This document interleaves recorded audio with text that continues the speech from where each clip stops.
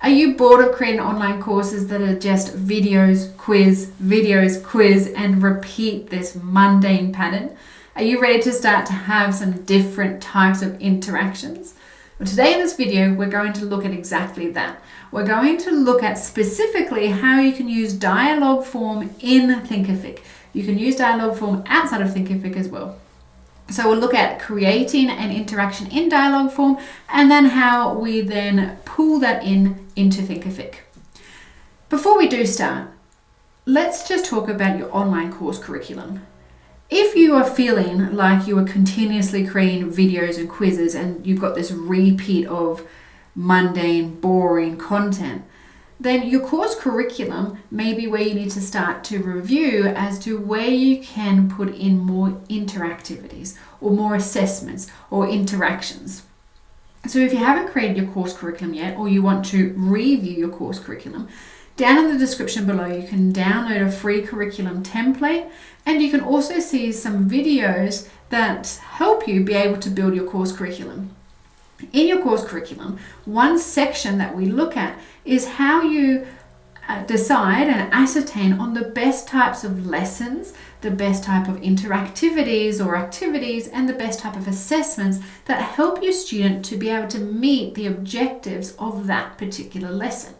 So take a look at your curriculum first if you're feeling that your course is just filled of videos and quizzes. That's the first place to look, and then you can determine which videos can you actually turn into an interactivity, or where will an interactivity support an existing video content, and then your courses won't be so boring and mundane. So let's take a look. Let's have a look at how you can use DialogForm.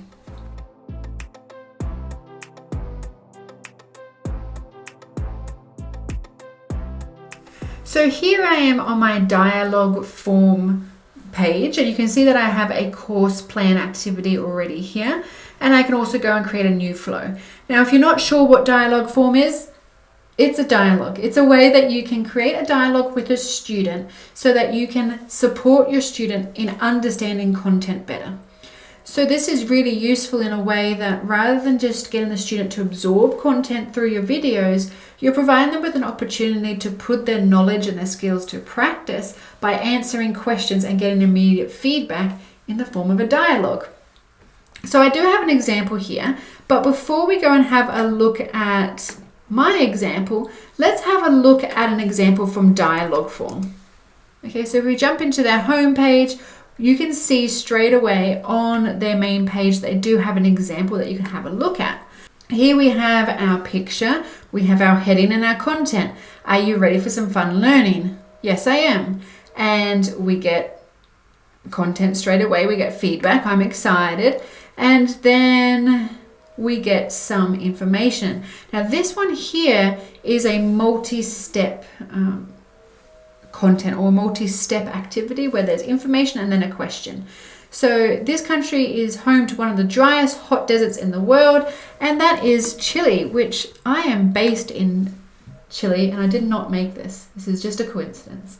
But you can see what happens is that we have interactivities where the students learning, and rather than giving them just text or rather than displaying this in a video, we're actually having interactivities through short answer questions, through multiple choice questions here.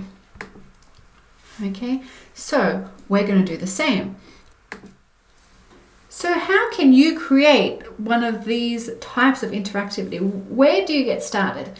In the description below, I'm giving you a different video to have a look at where we've looked at how to create a scenario-based learning activity where the student gets information and then they have to make the correct answer or make the right decision.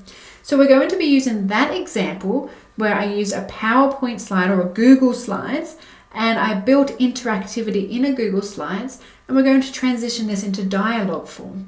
So you can use whatever platform you would like to create this type of interactivity. You can use Google Slides, you can use DialogForm, you can build something in an authoring tool that creates e-learning. The world is your oyster. There is no limit into how you can build these interactivities, but in this video we're looking at DialogForm. If you would like to have a look at how you can build this same type of interactivity in Google Slides, check out the video in the description below. So let's take a look at that example. So here we have our scenario-based activity.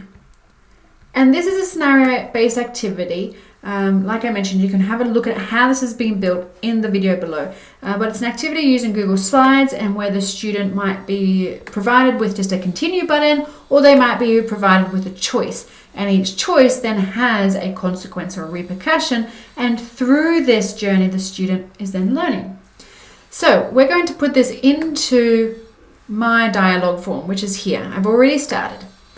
Here I've got the course plan. Now we can see that we start with a prompt, and the prompt 0 is where we start from. And first I'm starting from, hello course creator, what is your question? And the question is a course plan required? Which is this very first slide here. And so you can see the student will then click on is a course plan required, and the feedback they receive is you tell me this activity will explore this question. And that's what I'm getting from this first slide here. And rather than just saying click to continue, I'm saying things like, okay, let's go. And so each time I create these prompts, I go, you tell me, I enter it in, I say, okay, let's go. And I'm saying that when the student clicks on okay, let's go, what do they see? So when they click on this, they then go to prompt 2. Prompt 2 has an image on it, and it then gives a little bit of a story about Jack Jones and that he's working extremely hard to create his online course. He's been rushing through it week to week, and he just feels like because he's rushing, his quality of his content is decreasing. And he's come to the student for advice. And they say, okay. And so then he has a question. Hey friend, thank you for making some time for me. I really appreciate it, blah, blah, blah. And then he's asking, I feel so overwhelmed. My students are not engaged. I don't know what to do. Have you experienced this before? And this is our slide 1 and 2. So now we're at the point here where we're being asked a question. Now in my slide here, what I did in this interactivity is that if the student clicked on, oh yes, I know that feeling, then they go to slide 4 where the student's continually talking back to Jack and saying, Jack, this is a very common issue. Likewise, if they click on nope, never happened to me, they then have to go to slide 5, or they're pushed to slide 5, where they say, nope, this has never happened to me. I don't have any clue what you're talking about. So the point I raise this is that this is not feedback from the student's response. This is the student's response. What we see then is if the student sees this response, they then go to slide 8. And this is the feedback here. So the way I built that in DialogForm is I actually created big checkboxes where it takes in this, and it also takes in the response. So we have, oh yes, I know that feeling, Jack, this is a very common issue that occurs with many new course creators, etc. So then, likewise, I put this in here, all of this feedback in here. And I'm now at the point where I'm going to show you how to build these prompts and how to say that when a student clicks yes, for example, where does it go to? And when the student clicks no, where does it go to? So they are back over here. Remember that the students clicked yes. They've then chosen this response, and they're going to be then pushed to slide 6. And slide 6 is when Jack's saying, oh, I don't have a course plan. What exactly do you mean by a course plan? Okay, so I'm going to copy this information and I'm going to create a new prompt. And this new prompt, you can see it automatically says finish here when it's the end. I'm just going to paste this in here. I don't have a course plan. What exactly do you mean by a course plan? We can put an image in there as well if we like. If we just press enter and we put our cursor there, we then get an option to insert a image. When we insert an image, we can choose from our existing images, or we can type in a URL if we're linking to a URL. So at this stage, you might want to go into Unsplash or any other platform that allows you to download images and place an image in. I'm not going to do this for this one. I'm just going to keep it as this. I don't have a course plan. Okay, now what I want to do is I want to go back to my question here, and I'm saying when someone clicks on yes, they then go to prompt 4. Okay, I don't have a course plan. So what you would see here is if I click on this, oh yes, I know that feeling. And then we go, I don't have a course plan. What exactly do you mean by course plan? And this, we have to change this to be Jack. Okay. Likewise, we're going to do the same thing for no. So if we go into our answer no, which remember our answer no brought us to slide 5. In slide 5, when they've given this feedback, they then get pushed to slide 8. So slide 8 is, do your students complete your course? And this is Jack asking the question. So I'm going to copy that, and I'm going to come back down here and add another prompt. Do your students complete your course? And I'm going to say that no matches to prompt 5. Before I do, I want to show you that if you're unsure of when you've done this mapping and when everything's going to the next phase, what you can see is if you're going through, you see prompt 0 where we're starting, prompt 1, prompt 2, prompt 3. You can see in prompt 3 there's this exclamation mark. And what that means is that we haven't quite completed all the settings in here. And that's because we haven't completed this one. So if I say that we're going to number 5, and I scroll back up, you can now see that that exclamation mark has gone. Okay, so let's have a look from the very beginning. What does this look like? Okay, so hello course creator, what's your question? Is a course plan required? You tell me. Okay, let's go. And then we've got information about Jack Jones. Jack Jones then comes in and gives his feedback. I then say, oh yes, I've been there, and I don't have a course plan. What exactly do you mean by course plan? Now, obviously, this isn't going to be the end. You can continue having different types of questions in there. And if we were to go in and add a new prompt, which we go all the way to the bottom and add a prompt, you can also add a prompt at any point if you want to reorder them. When I go in to add a prompt, on the right hand side here is 3 dots. And in prompt settings, here is when I can change the message type. So I can add in a video that gives a little bit more descriptions, or I can also add in a meeting. Now, you can also add in APIs if you want, but we're not going through that now. In a meeting, you can also plan a meeting with your students. Okay, so maybe it's to attend a class or to book a one-on-one with you, whatever it is. And that might be that maybe they're answering all of the wrong questions and maybe you need to have some more one-on-one time with them. But if they get all the questions right, then they don't have that option for a meeting because they can continue at their own pace. So you can build this however you like. The main things to realize here is that we build on this left-hand side here by adding a new prompt.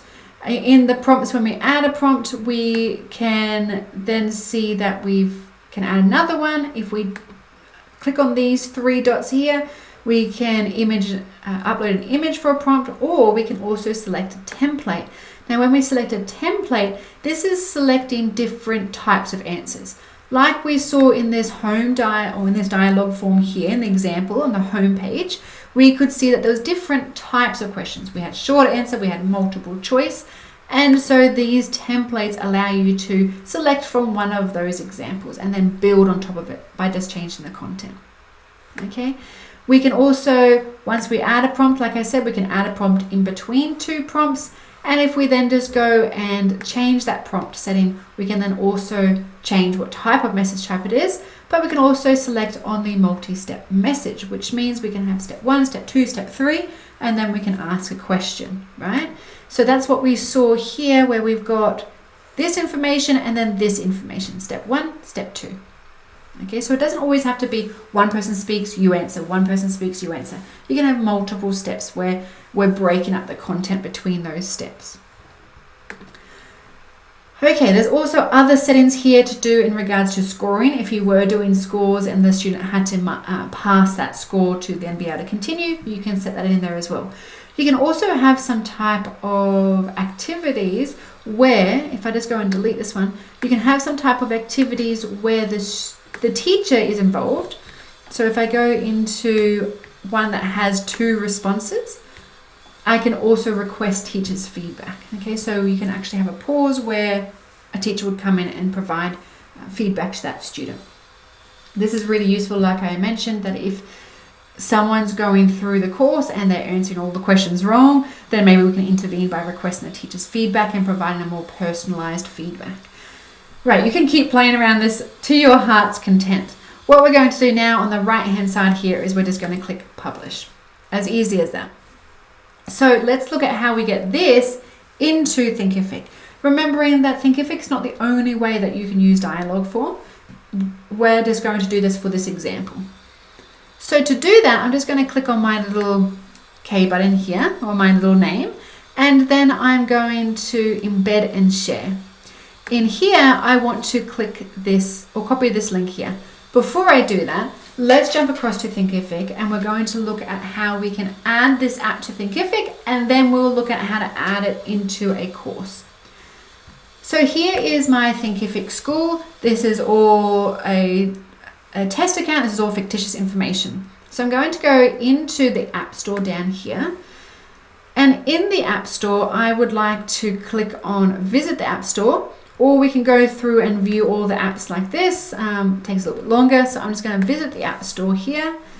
And then I'm going to type in DialogForm.